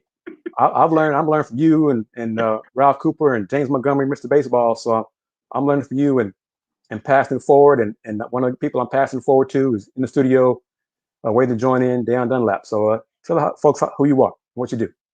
I am Jerry Lee Woodley Jr., the Fifth Ward Wildcat. I am known online, and my moniker is the College Sports Reporter. And you can find me online, Facebook, Twitter, YouTube, as the College Sports Report, AKSV, the CSR. And I think you mentioned to me you're going to go to Oklahoma City for the softball. Yes, I am. When is that? My intention is to watch the last couple of days from that Sunday, which is June 6th, through the end of the championship, and take a couple of days off. At least I'm gonna try and take a week off, and then I'm gonna get back into the grind because then it'll be time to be scheduling football media days, either in person or virtual. I'm still waiting back for some replies that I sent out. Hopefully that there will be at least 2 that I want to happen in face, and the rest happening that are happening virtual. I'll be okay with that. But I'm hoping that football basically sets the standard and moves forward and says, okay, it's going to be limited, but yes, we will have in-person football media days. And there'll probably be coaches only, which I'm fine with that because a lot of those guys want to talk about their programs. A lot of them can. And I heard, I'm not sure if word has changed, but last I was told is that the American Athletic Conference Football Media Day this year will still be virtual. It won't be in person. So that means no lobster fest for you. Things like that. The lobster spread that you always used to brag on. I kind of missed that. Rubbing our faces because you were attending those. So yeah. And if I get that opportunity again, I'm gonna definitely rub it in your face. Yeah, that's all right. One day, no, that's not true because it's football. There you go. Unless they bring us to basketball, I'm not gonna give you lobster. So, all right, Jerry Lee Woodley Jr. We're gonna talk some more. Thank you for joining me. Thank you for agreeing to be my go-to if needed. I'm gonna shift gears now to one of the young Lions, Deion Dunlap, and see what he's got to say about what's going on in his world. Jerry, you take care, man, and hang tight. I'm talking to you after the show. But thank you very much, Deion. What's going on, brother? Not much, man. Just continue on to talk on what you guys were just saying. There's really no excuse as far as today's with branding. And one of the things that I'm just now starting to do with is branding myself fashionably, because it kind of goes hand in hand with the profession, and with the hopes of potentially either getting a sponsor, someone to pay me to wear their suits or pay me to style them. So that's kind of one of the new things that I'm embarking on as far as just continuing my sports career, getting different opportunities here and there. Okay, so tell me about your career, man, because I know some of the things you do, but I don't know everything you've done and want to do. Well, right now, let me rewind. I started my career, I would say like 2014. I went to a community college in New York, Kingsville Community College, and I had a sports radio show on the school station, and I noticed they had a basketball team, and they didn't have anyone doing their play-by-play on it. They wasn't broadcasting it, so I took it upon myself. Long story short, I did play-by-play. That was my first time in 2014. And after I graduated my associate's degree, I wanted to come back home to Texas because I was born and raised in Texas, so that's why I came to U of H. Reached out to all the people before I got there, just kind of laid a blueprint as far as what I wanted to do. And as soon as I got there, I got integrated with the UH Athletics video department, where I did features, some sideline interviews, whether it was volleyball, football, basketball, really anything that I could get the opportunity just to better my craft. Also during undergrad, I had internships with KPRC, just all the things that I was hearing that you should do. I tried to do that. And also during undergrad, I heard about NABJ, National Association of Black Journalists. Yes, sir. That really changed my life professionally, going to my first convention in 2018, because that's when I really, truly felt like I had the blueprint to be successful in the business. Like not only just seeing so many of my peers who looked like me that was successful and just doing what they were doing. That in that first convention, I didn't have a reel, I didn't have anything, but I just soaked up all that knowledge, left from there, landed an internship, kind of got the ball rolling. And after that, I started doing some play-by-play for UH women's basketball on uhcougars.com, because I noticed they didn't really have anyone doing that. So I sought out that opportunity, did that. Fast forward, graduated, COVID kind of hit. So I think that kind of plagued me from landing a quote-unquote career job right out of college. And so I just kept my head down, continued working, ended up getting a call with the opportunity to do color commentary for UH women's basketball, all their home games that was airing on ESPN Plus. So jumped on that opportunity. And also during my entire tenure undergrad, I did play-by-play for Texan Live, the Legacy Sports Network with Gerald Sanchez. I got to give a huge shout out to Gerald Sanchez. He's helped me mightily in my career. Just started doing some stuff with Vipe. So I'm really just trying to build my resume all the way around. I could do sideline reporting in the studio. So anything in the realm of sports, I want to feel like I should have experience in that. That way, if I get that call, I'm able to do it. And what is that call? What's your dream job, man? My dream job would be covering Dallas Cowboys. They have to be. Oh no! Don't say that, man. Don't tell me you're a fan of the Cowboys, man. Come on, man. The Cowboys, man. Born and raised in Dallas, man. My dream job would be covering or calling Mavericks and Cowboys games, man. Okay, say the Mavericks, man. Say the Mavericks and the Dallas Wings, man. Don't tell me you want to cover the Cowboys, man. Because I'm gonna tell you this is how I am. That's the Cowgirls to me. So, I'm a fan of the Washington team. In case you didn't know. So yeah, me and you got to have a talk off the air. Okay. About the growing up in my life, I just can't stand y'all. That's just, I respect them. There's no question. I respect them. But in terms of rivalry, yeah, it's changed now, obviously, because both teams stink, and have stunk for a while. It's not the same thing. But growing up, when I was your age, there were 2 games that the team had to win. If didn't win anything else, it was beating Dallas. Yeah. So, and that's how it used to be on the other end too. Right. Because one year, Jerry Johnson was head coach. Mm-hmm. Dallas had 1 win on the whole season, and that 1 win was over Washington. Yeah.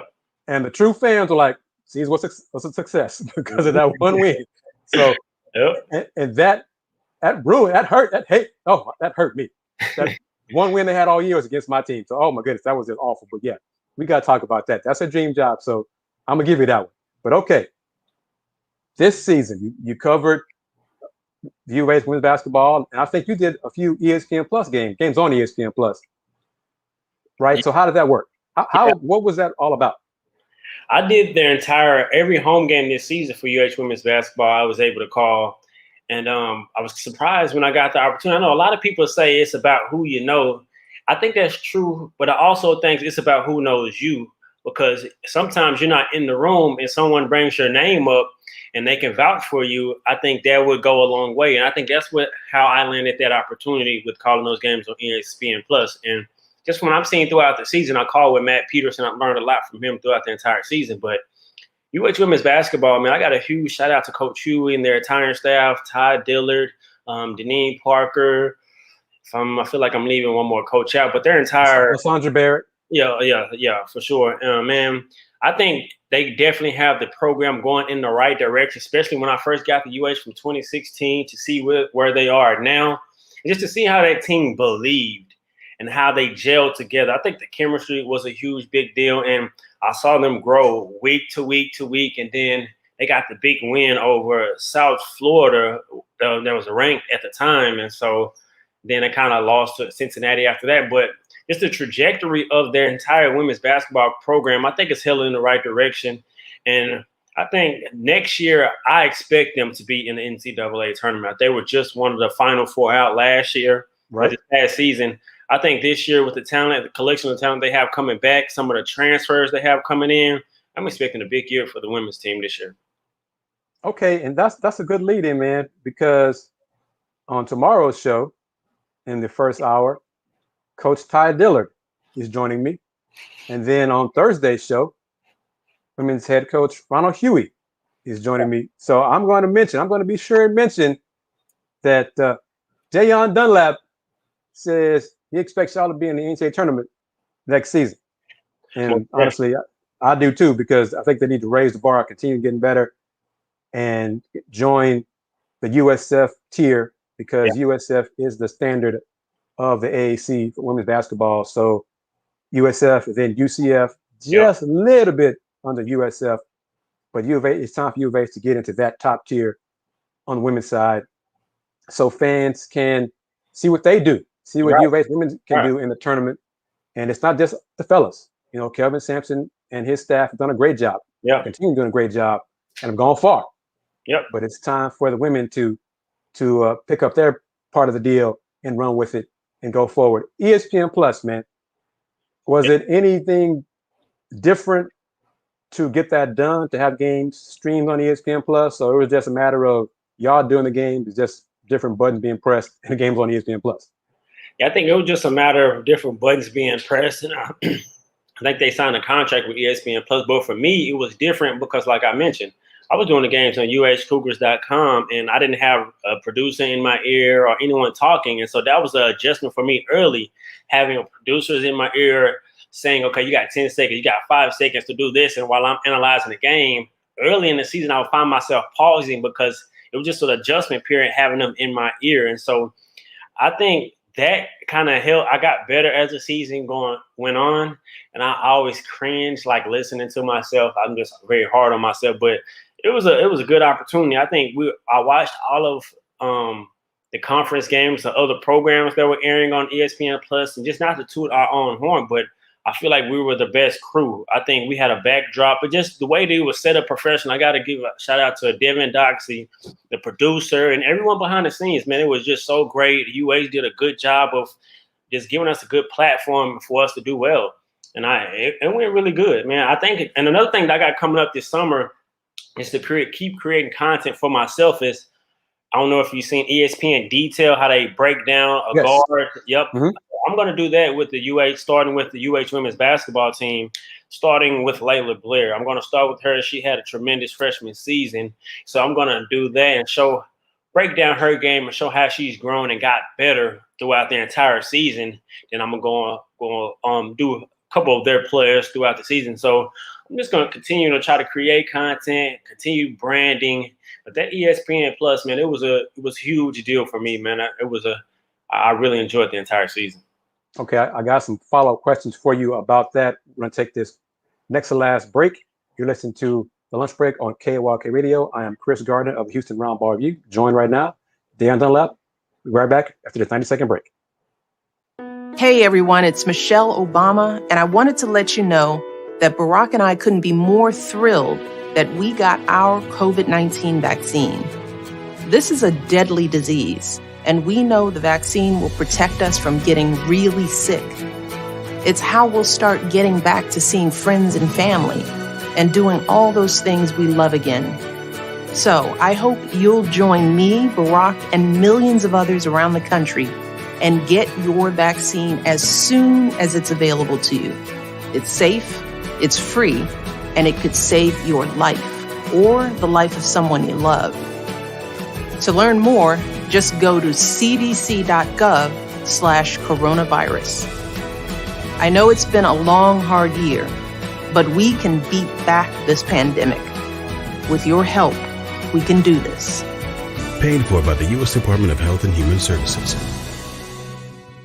In Jesus Christ, we are victors and not victims. We are the head and not the tail. We are above and not beneath. We depend on God alone and not the world systems. UCA is a nonprofit faith-based organization that is committed to restoring, promoting, and protecting America's traditional values of God, family, and country in urban areas. We desire to empower, educate, shape, and mold the minds of future generations. Join our mission at www.urbconusa.org. All donations are tax deductible. This is Sean Scott, co-founder of Urban Conservatives of America. God bless. And we're back. I'm Kris Gardner of the Houston Roundball Review. You're listening to The Lunch Break on KYOK, the legendary KYOK, KYOKradio.org. With me right now is guest, one of the young lions that I'm hoping to see him succeed and reach all his goals, even if it is covering the Dallas Cowboys. But anyway, Dayon Dunlap, he's joining me right now. My man, you just touched on it before the commercial break about doing some detailed episodes. First one's going to be Layla Blair. Will those be on ESPN Plus? Those will not be on ESPN Plus. I'm going to air those on my social media websites, really just continue to create content and to further my brand and showing what I can do in breaking down and knowing the knowledge of the game and just put it out there. So that will not be on ESPN Plus. It's going to be on my platform. My Twitter page is at Dayon Dunlap. That's DAYONDUNLAP, as well as Instagram, the same handle, DAYONDUNLAP. So I'm going to do those and really just shed more light on UH women's basketball. And I love the direction of how women's sports is growing totally. So I'm a girl dad, so I'm behind women's sports. I love sports in general. So it's going to be here on my platforms on social media handles. All right, man. Well, I wish you luck on that. I'm going to just toss this out there to you. Hit up Coach Huey, man. Okay. About because I want more content on ESPN Plus. Okay. So if that can happen, make it happen. I will, for sure. Because it's time, man. It's time. They have the platform. Yep. Use ESPN Plus. Yep. You know, and your idea, I think that's a great idea to have an original show. You know, detailed breaking down players, U of A's players specifically, but why not do that for every member school in the conference? Somebody do that. Yep. You need content on ESPN Plus. You need to give your fans, customers, reason to get ESPN Plus. Right. Because it's part of the conference. It's part of the branding of the conference. And right now, ESPN Plus, they have games, they air games, broadcast games, and then they rebroadcast games. Yep. That's it. Yep. The only original content I think for the conference was the Harder Way about Penny in Memphis 2 years ago. Yeah. Do better. They got to do better. So if you can, I don't know who you talk to. You got to talk to AD Chris Pesman about that. You know, Coach Huey, folks at ESPN Plus, you got contacts, but try to get the content on ESPN Plus as well as on your platforms too. Yeah. But the technology's there, man. You know it. Yep. It's there, and if it's available to everybody in the conference, get this done. Come on, let's get this done. And you and I talk about it. I want to see everybody eat. Not just my university, my alma mater, U of H. I want to see USF, Cincinnati, UCF, Memphis, Tulane, Tulsa, all of them. Use the platform and produce the content and get this done. For sure. And I gotta give you your flowers before you let me go, man. You're doing a great job of leading the way, showing that you don't have to have some body to back you like you did yourself. Houston Roundball, you created your entire platform from the bottom, and you continue to grow. And you're one of my role models in the business. I watch you. I support everything that you do. So keep up the good work. Thank you for having me on, and continue to lead the way, man. I appreciate that, man. And while you were in the waiting room, I mentioned it to Jerry Lee Whitley Jr., and I'm going to say it to you. I'm just passing it forward, man. Jerry and the guys like him, Ralph Cooper and William Stickney from the Chronicle, and James Montgomery, Mr. Baseball, all those guys help me, get me to where I am. So I'm challenging you, yes, sir, to pass it forward and do it with the folks who come after you. Because that's what this is all about.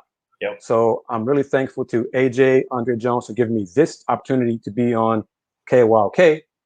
And I'm really glad, because I told you before we got started earlier today, this is a last minute thing. You joining me today. I saw you retweet Andy Yanez's tweet about the show. And I thought about, man, I got to get down on the show, see if he's available to join me. So I'm glad you had time to join me today. So, because that's what this is all about. Yep. You know, each of us has our own different personalities on how we're going to present sports and present our own content, original content. So I'm glad to help you. I appreciate the flowers you gave me, because I really do. Because hey, this is hard, man. This is a hard grind. Yep. So the words you gave me, I appreciate that. I'm going to continue pressing forward. I have Tamer Knight going to join me on tomorrow's show, and I'm trying to keep her positive and keep her head lifted high, because it's a grind for her. It's a challenge for her. It's a challenge for you. Yep. But that's what this is all about, man. So let's talk about the success of the U of H men's basketball team. Were you surprised that they got to the Final Four? I was not surprised. I actually think if the season wasn't canceled last year, they would have got that far, if not further, because I think that last year's team was a little bit better, in my opinion. I think a little bit more of a complete team, a little bit of a tougher team than this year. But I was not surprised this year, man. Coach Kelvin Sampson, outstanding job, man. And you hear a lot of is culture. And it's the family. It's one thing. Another word that you hear is family. So I was not surprised. Dejan Giroux did an outstanding job leading that team from the point guard perspective. And Quentin Grimes got better and better. Marcus Sasser made big shots. Fabian White. It was just a complete team. I just saw it blooming before my eyes. And I was not surprised. I'm actually excited for next season. I'm really, really big on Tremont Mark. I think he's going to be an outstanding player. I keep telling people he's going to be UH's next lottery player. I cover a lot of his games in play-by-play when he was in high school. And just to see him already have that UH blood already in him against Rutgers, he got the offensive look. This is an offensive rebound putback. I think that doesn't go understated, because that's the culture of UH. Crash the glass, get to, and so for him to be able to already have that in him and be a role player his freshman season, to see what it takes to be a lead top dog and lead your team there, I think that's going to bode well from him. I'm huge on Jamal Shead as well. I think he's like that Chris Paul. If people watch American Athletic Conference, Kendrick Davis type point guard that can get you 15 points, 20, 10 assists, or whatever you may need, and just a bull of a point guard. So with the direction is on the UH men's, I think it's only going to go up from here, man. I like the transfers they got coming in. I expect the men to continue to do what they've been doing. I agree with everything you said, because I told, and Justin Gorham touched on a little bit when he was on earlier in the show, the first hour, how good Tremont Mark is. I've heard, and I'm sure you've heard too, with ties to the program, how much Tremont was killing folks in practice. Mm-hmm. Especially pre-COVID before because it impacted him a lot. Yeah. More than some of the other players, but he was giving them the business. Yeah. In practice. So I think this offseason is a chance for him to get stronger, get more confidence. So I'm expecting a breakout season for him. The irony is, and this is not a knock on Coach Sampson and what he's accomplished, he's raised the bar so high. This coming team for this coming season may have more talent, but may not get to the Final Four. Right. Because it's so hard to get to the Final Four. Right. So, and I'm, hey, the goal is to win a championship. That we all know that. Yeah. But it's hard to do that in college basketball because it's one and done. It's not a playoff, 3 out of 5, 4 out of 7 kind of deal. Yeah. But the guys are bringing in, I'm curious to see Ramon Walker, what he looks like. Yep. He cost some of his games in high school. Some of his games in high school. I actually did one of his playoffs games last year. He went up against Bryce Griggs, who was one of the up-and-coming recruits here in Houston, Texas. Both of them had over 30 points, and Ramon Walker was going head-to-head with him. And Ramon Walker is an effortless scorer, man. Nice body. I think he's going to be a tremendous impact for Houston his freshman season. I don't know how big of a role or what he's going to do, but that's a good pickup for him. I can't wait to see him. But you know who else? Who I love the way he expanded his game coming back last year? Fabian White. Yep.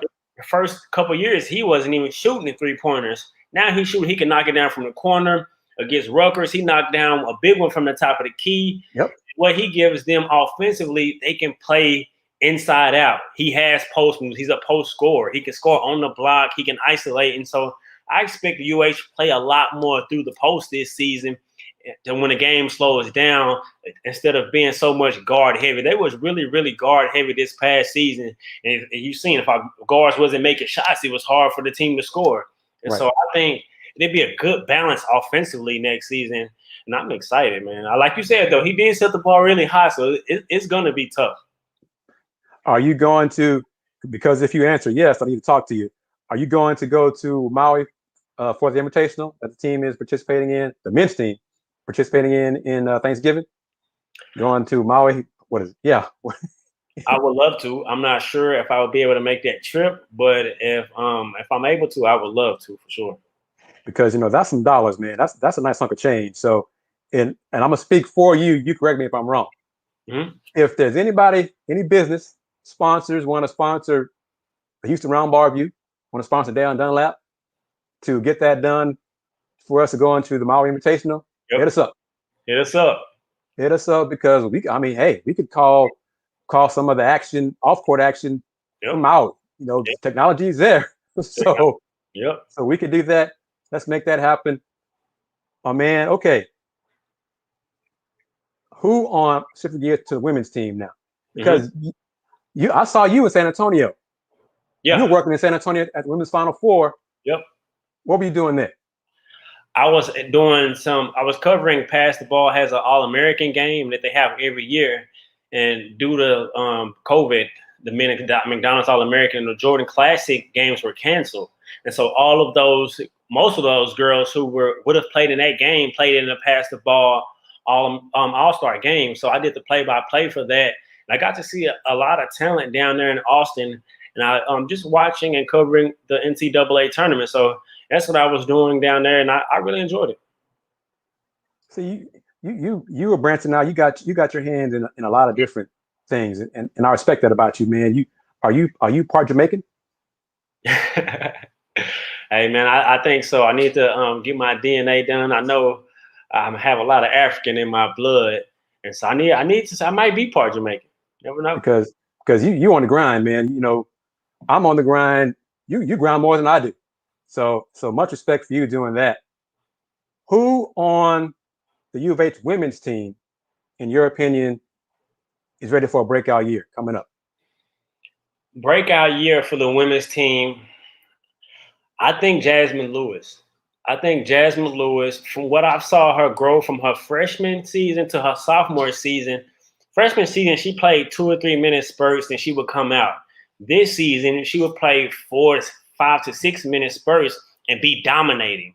I think if she can continue to grow and get her stamina at a high level and just to continue to work on her body, I think she can be a force for UH. And Aaliyah Boston from South Carolina, when I watch her and watch her post moves, Jasmine has that same ability and has that same touch to knock it down from the free throw line. So I expect her to continue that admiration of growing, and if they can add that element for her to be dominant longer stretches of the game, I think it's going to open the floor even more for their guards. Brittany Onyeje had a really good season.